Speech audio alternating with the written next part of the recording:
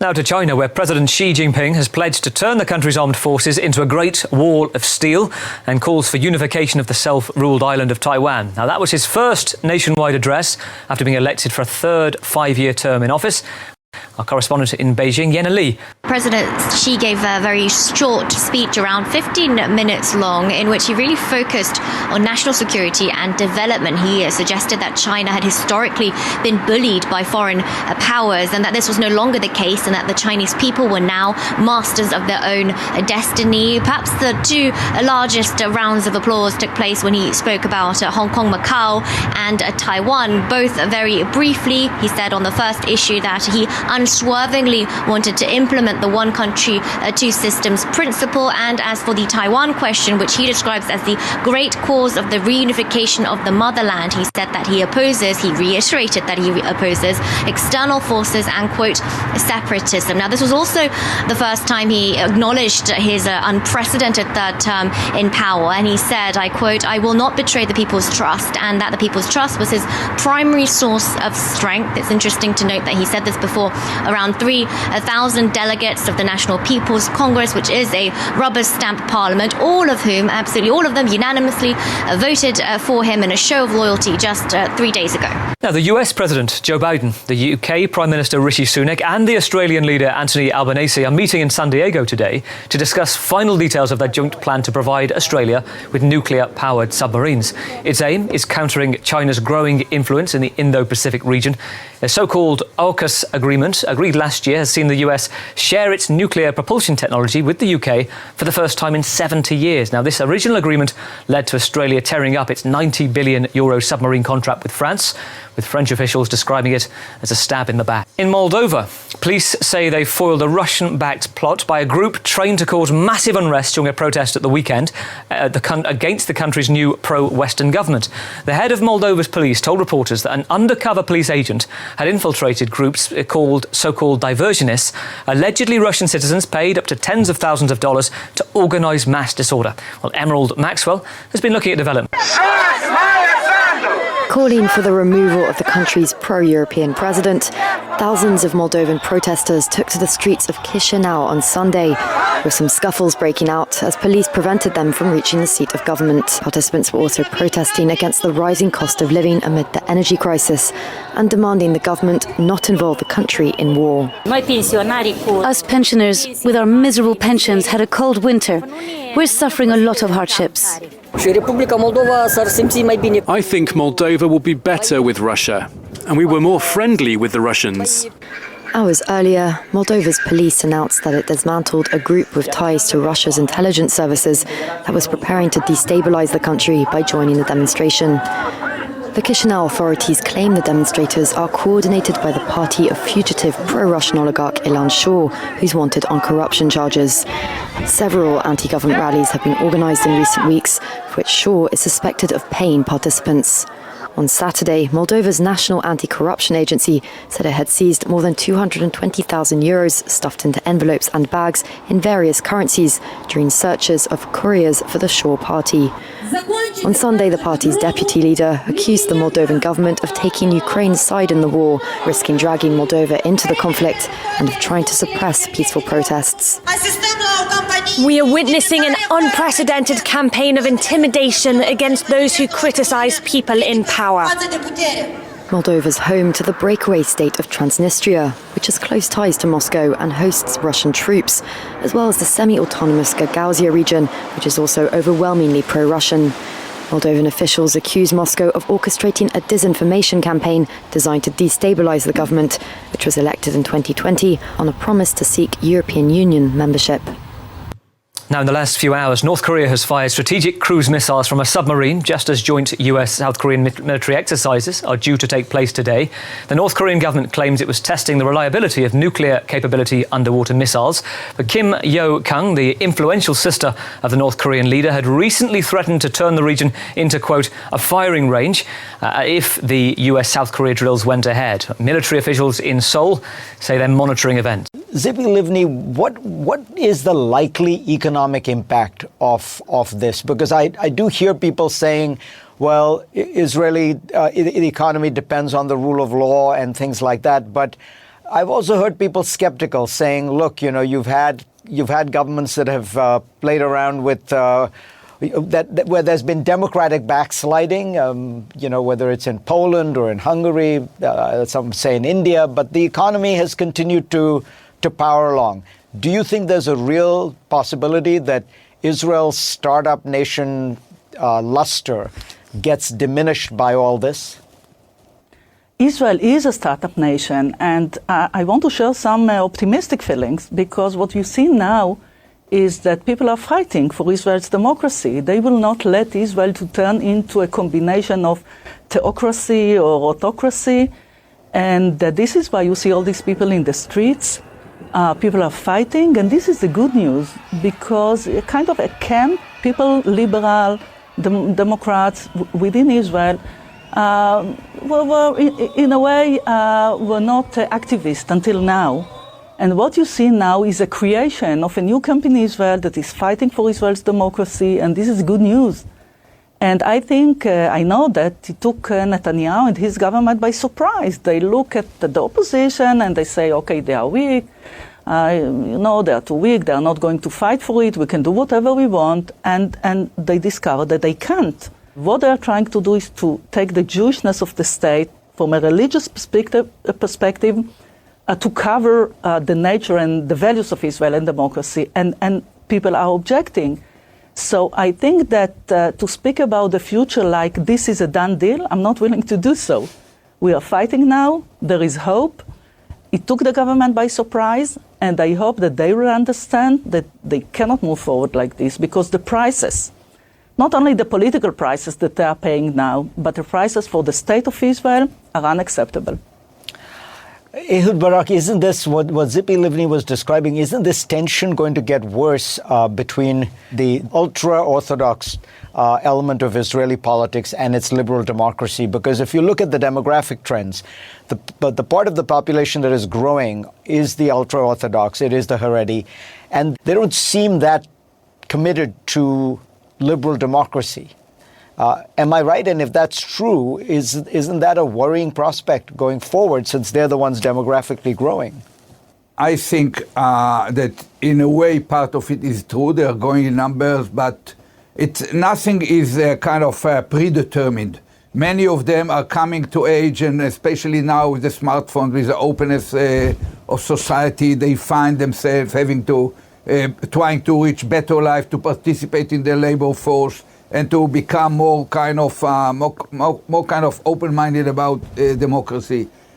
So leave aside for a moment the long-term tendencies, and we are focused on fighting. If democracy will win, as myself and Tzipi believe and act for, there will be enough time to deal. The ultra-Orthodox are Jews, they're our brothers, and there are many things to be done in regard to taking politics out of, taking religion out of Israeli politics, but that's for the future. First of all, we have to make sure that this package of laws that turn Israel into a dictatorship, not Russia or Turkey, but something like Hungary or Poland, with much worse neighborhood kind of situation. And we have to stop it, and we will. Tzipi Livni, you were foreign minister. Does America have a special role to play here? Do American Jews have a special role to play? Talk about that. Oh, yeah. Oh, yeah. Every Israeli citizen understands the importance of the relations between Israel and the U.S., and as you know, every Israeli leader who comes to the U.S. starts his speeches by saying that we share the same values. And in order to do so and to keep these ties, and this is strategic relations for Israel, we need to keep these values. I mean, we need to keep these values for ourselves. And what I'm saying is, don't give up Israel. Work with us, fight with us, keep Israel as it was established. When Israel was born, it was not only accepted, but accepted by all the parties in Israel, that Israel will be a democracy. So let's keep it like that. And therefore, the messages coming from our friends, I either Jews or the American administrations, are very important. It's very influential. Tzipi Livni, Ehud Barak, thank you so much. These are very important times for your country, and we will be watching carefully. Thank you. Thank you. Next on GPS, US-China relations. They're at an all-time low. I will ask Kevin Rudd, the former Prime Minister of Australia, how to get out of this dangerous predicament. It was a 1-2 punch from China's President Xi and his new foreign minister aimed squarely at the United States. On Monday, Xi accused Western countries led by the United States of containing and suppressing China. He said those actions had severely challenged Beijing, and he called on the country to unite as one to fight back. It was a rare case of China's top leader calling out the United States directly.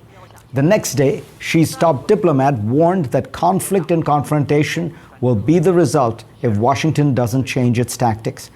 It's safe to say we are in a very dangerous moment in US-China relations.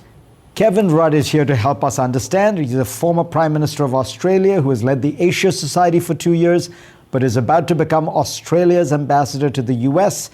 He is the author of a terrific book, The Avoidable War. Kevin, welcome. Good to be with you on the program, Fareed. So when you hear Xi Jinping say what he did and his foreign minister say what he did, this is a big change for the Chinese, who have tended to not refer to the United States by name specifically, accuse it in the way they did. What's going on? I must admit, as someone who's looked at this for the last 40 years, I was surprised. It's probably not since the 90s since I've seen a Chinese paramount leader attack the United States by name. They usually have an expression which says such and such a country or certain nations, countries. And that diplomacy was pushed to one side. And then, of course, the foreign minister went one step further by saying if the United States continues its current posture, in particular on Taiwan, inevitably this will result in conflict. I've never heard that from a Chinese foreign minister before. So I think two things are at play here. I think both Xi Jinping and his team are under considerable domestic economic pressure at present from a very slow economy. And this has been an opportunity for Xi Jinping to say, we know you're going through a hard time domestically, growth's been down, unemployment's been up, prices are a problem in certain areas, but the United States and its allies have been making life impossible for us by the pressure they've brought to bear on us domestically. So I think that's one of the rationales. But, you know, when a Chinese president says something as definitive as this, it also has its own intrinsic foreign security policy significance. And I do believe it further accelerates China's preparedness militarily for a future action over Taiwan, if and when Xi Jinping so chooses. So how did we get here? If one were to, if Rip Van Winkle were to have gone to sleep when Obama was having that meeting in Sunnylands with Xi Jinping, and they take their jackets off and they walk together, it seemed like, yes, a complicated relationship. Some of the stuff they were talking about was China's economic espionage and US support for Taiwan, but manageable. And from there, we're now at what seems like the beginning of a new Cold War. What happened? I think two or three things, Fareed. The first is the balance of power between these two countries has really changed again over the last 10 years. China was becoming more powerful, but the acceleration of the gap, or should I say the narrowing of the gap between China and the US in military capabilities, but also in aggregate economic size, has actually caused China to conclude it has an ability now to project its own interests and values in a way in which it didn't see as possible before. The second big change driver, I think, is Xi Jinping himself. I mean, the dynamic of Xi's leadership is a change driver in itself. Ideologically, he's a Marxist-Leninist. He's a much more dedicated advocate of an assertive foreign and security policy. And you see him pushing the trajectory and accelerating the velocity of China's, shall we say, moment in the global sun. And then third, the United States has pushed back. I wanted to ask you about that, because the other big shift that took place since then was the election of Donald Trump and a much, much tougher foreign policy, first economically, then.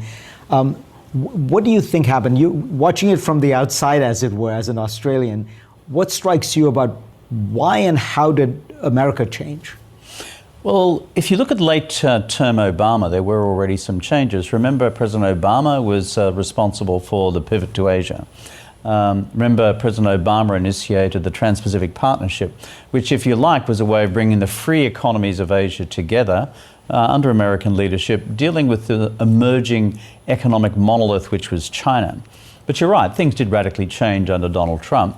The reasons for it, I think, driven essentially in the first instance by the view of the Trump administration on trade, that this was a net loser for the United States, that jobs had been sacrificed, and they galvanized a series of reservations already alive in the American debate, which caused the launching of the trade war of 2018-19.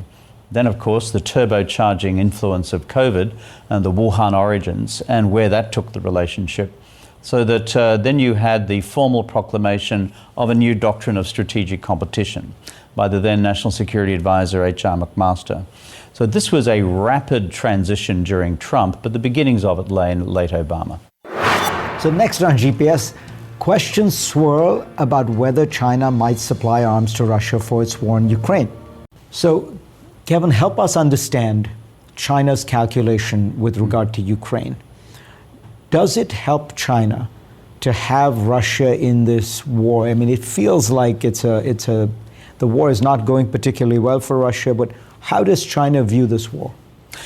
You know, often looking from the outside, we think, what's in this for China? China's at risk of shredding its international reputation by being too close to Putin's invasion of Ukraine, not sufficiently independent, etc. If you look at this relationship, however, through the Beijing lens or through the Xi Jinping lens, it's really important to see this. From his strategic view, having Russia on side with China for the long term is of fundamental importance. For most of their 400-year history, as you know, as a student of this, it's been a heavily armed border. You no longer have to do that. There's no longer 18 Soviet divisions on the other side of the border. China can focus all of its military activity and resources and planning to the maritime theatre, its principal future adversary, the United States. I think the other thing in Xi Jinping's calculus is the Russians, from time to time, will provide rolling strategic distractions for the United States in other theatres. Syria, some time ago, now, of course, in Ukraine. Again, causing the United States to be focusing in multiple directions at once. China has one direction to focus on. And wouldn't you add, I mean, it also gives China Russia as a kind of junior partner, some would say a vassal state, that is, we forget, one of the world's largest producers of energy, oil, coal, natural gas, and China needs that desperately. Absolutely. It provides secure access, reliable access, and cheap prices, discounted prices, free steak knives thrown in order to have access to Russia's oil, gas, but also agricultural commodities, where they are available and applicable. So you put that mix together. From Xi's perspective, I don't want to do anything, he would say in his own mind, to jeopardize that. Furthermore, the last thing he could ever see from his own interest point of view would be to sit back and see Putin fail fundamentally, let alone Putin collapse in Russia itself. So will China supply arms to Russia? There's the $6,000 question. I've read carefully what the United States administration have said now through multiple officials, Secretary of State, Secretary of Treasury, etc., and the director of the CIA, about real intelligence on these matters. If you read carefully the text, decisions have not yet been taken. What's my gut?